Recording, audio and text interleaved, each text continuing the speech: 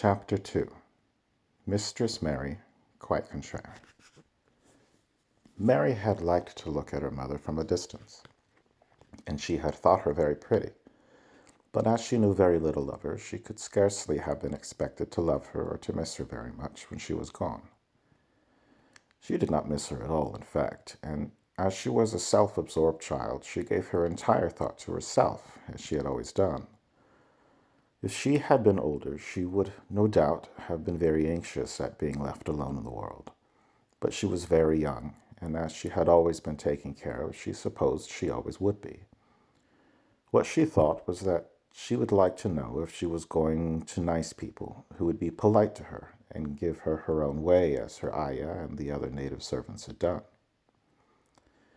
She knew that she was not going to stay at the English clergyman's house where she was taken at first. She did not want to stay. The English clergyman was poor, and he had 5 children nearly all the same age, and they wore shabby clothes and were always quarreling and snatching toys from each other. Mary hated their untidy bungalow and was so disagreeable to them that after the first day or two nobody would play with her. By the second day they had given her a nickname, which made her very furious. It was Basil who thought of it first. Basil was a little boy with impudent eyes and a turned-up nose, and Mary hated him. She was playing by herself under a tree, just as she had been playing the day the cholera broke out. She was making heaps of earth and paths for a garden, and Basil came and stood near to watch her. Presently, he got her rather interested and suddenly made a suggestion. "Why don't you put up a heap of stones there and pretend it is a rockery?" he said. "There in the middle." And he leaned over to point. "Go away," cried Mary. "I don't want boys. Go away." For a moment, Basil looked angry, and then he began to tease. He was always teasing his sisters. He danced round and round her, and made faces, and sang, and laughed. "Mistress Mary, quite contrary, how does your garden grow? With silver bells and cockle shells, and marigolds all in a row." He sang it until the other children heard and laughed too. And the crosser Mary got, the more they sang, "Mistress Mary, quite contrary." And after that, as long as she stayed with them, they called her Mistress Mary, quite contrary, when they spoke of her to each other, and often when they spoke to her. "You are going to be sent home," Basil said to her, "and at the end of the week. We're glad of it." "I'm glad of it too," answered Mary. "Where is home?" "She doesn't know where home is," said Basil, with 7-year-old scorn. "It's England, of course.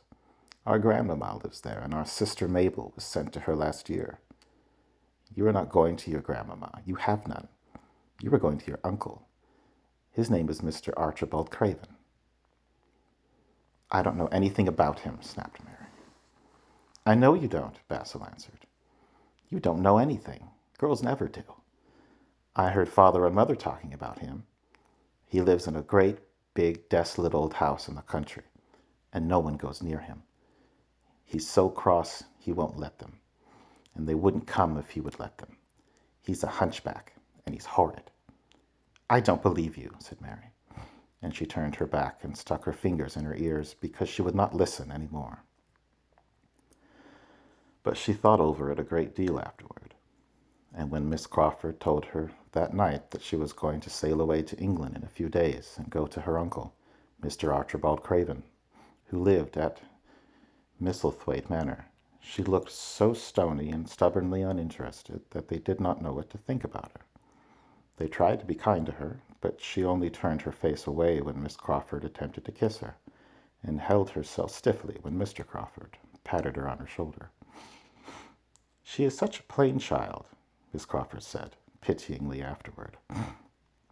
"And her mother was such a pretty creature. She had a very pretty manner, too, and Mary has the most unattractive ways I ever saw in a child. The children call her Mistress Mary quite contrary, and though it's naughty of them, one can't help understanding it. Perhaps if her mother had carried her pretty face and her pretty manners oftener into the nursery, Mary might have learned some pretty ways, too. It is very sad now the poor beautiful thing is gone to remember that many people never even knew that she had a child at all." I believe she scarcely ever looked at her, sighed Miss Crawford. When her ayah was dead, there was no one to give a thought to the little thing.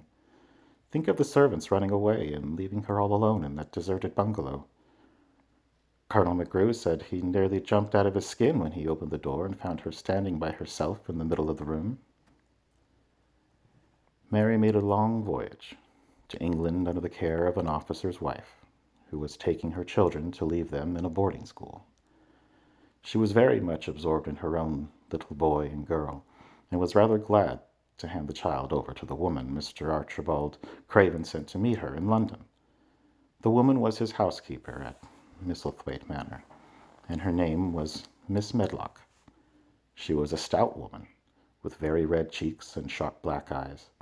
She wore a very purple dress, a black silk mantle with jet fringe on it, and a black bonnet with purple velvet flowers which stuck up and trembled when she moved her head. Mary did not like her at all, but as she seldom very liked people, there was nothing remarkable in that. Besides which, it was very evident Miss Medlock did not think much of her. "My word, she's a plain little piece of goods," she said, "and we'd heard that her mother was a beauty. She hasn't handed much of it down, has she, ma'am?" "Perhaps she will improve as she grows older," the officer's wife said good-naturedly. "If she were not so sallow and had a nicer expression, her features are rather good. Children alter so much." "She'll have to alter a good deal," answered Miss Medlock. "And there's nothing likely to improve children at Misselthwaite, if you ask me." They thought Mary was not listening, because she was standing a little apart from them at the window of the private hotel they had gone to. She was watching the passing buses and cabs and people, but she heard quite well and was made very curious about her uncle and the place he lived in. What sort of place was it, and what would he be like? Was he a hunchback? She had never seen one. Perhaps there were none in India.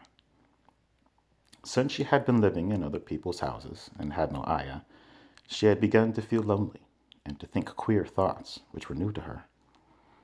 She had begun to wonder why she had never seemed to belong to anyone, even when her father and mother had been alive.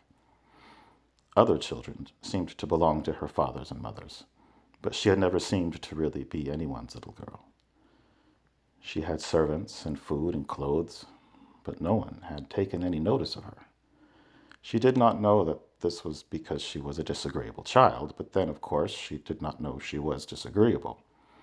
She often thought that other people were, but she did not know that she was so herself. She thought Miss Medlock the most disagreeable person she had ever seen, with her common, highly colored face and her common fine bonnet.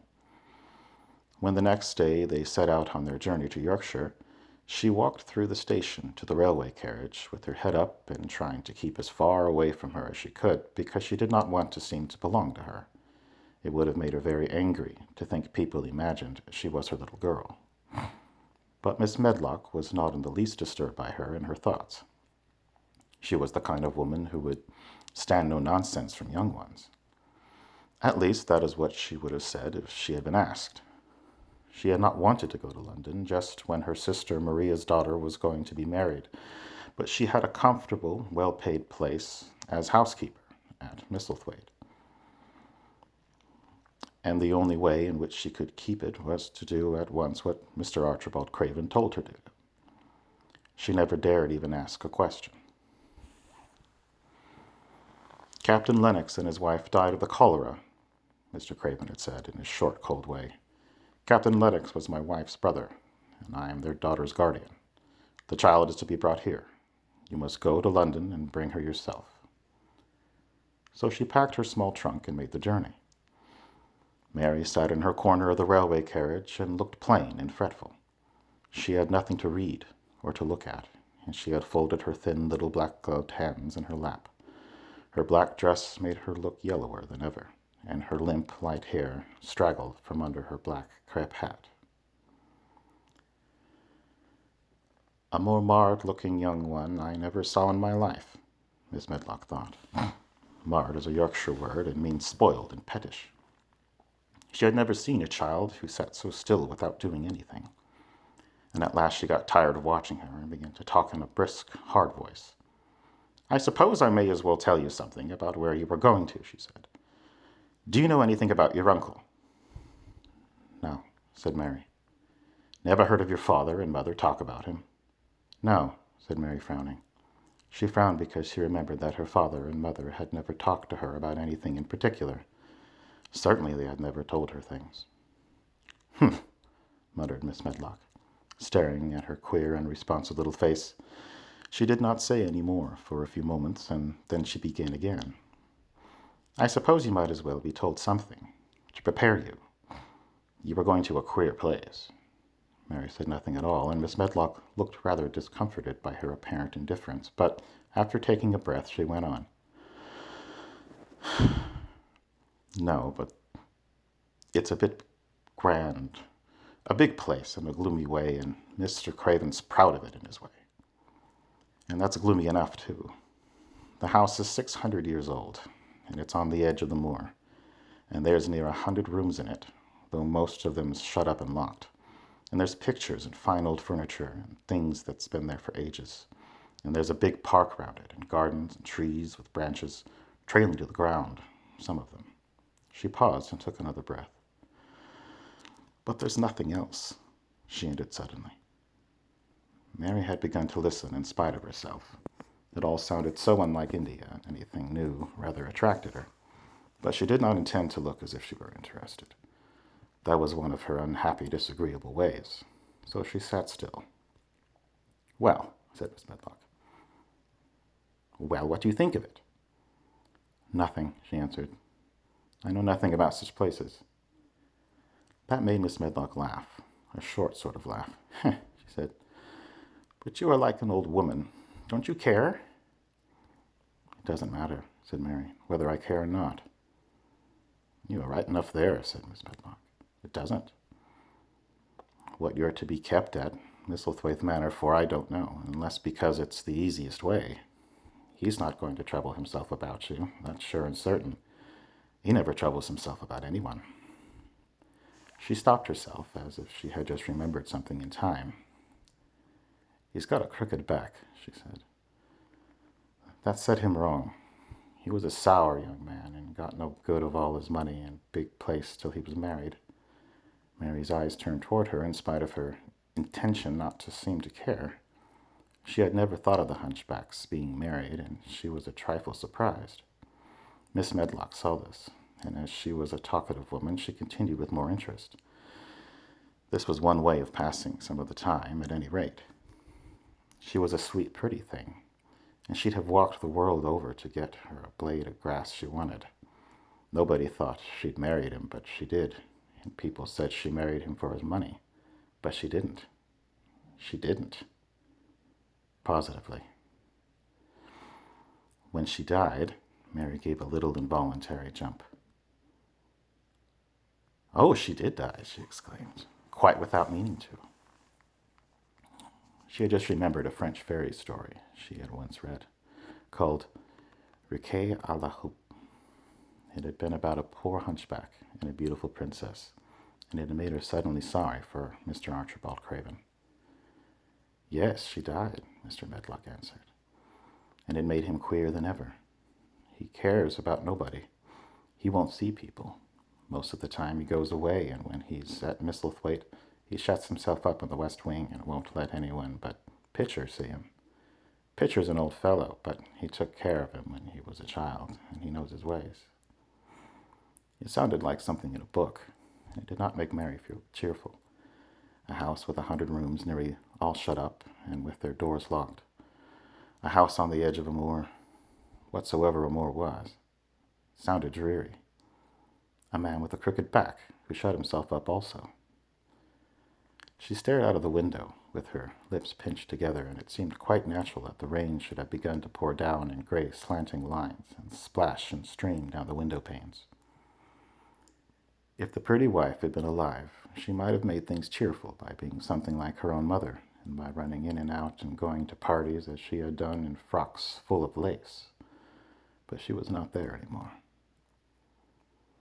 "You needn't expect to see him, because 10 to 1 you won't," said Miss Medlock.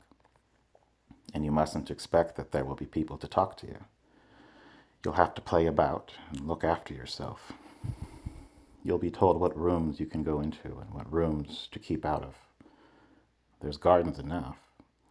But when you're in the house, don't go wandering and poking about. Mr. Craven won't have it.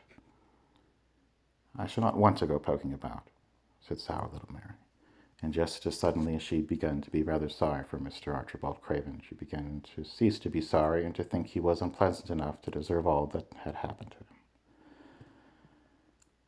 And she turned her face toward the streaming panes of the window of the railway carriage and gazed out at the grey rainstorm which looked as if it would go on forever and ever. She watched it so long and steadily that the greyness grew heavier and heavier before her eyes, and she fell asleep.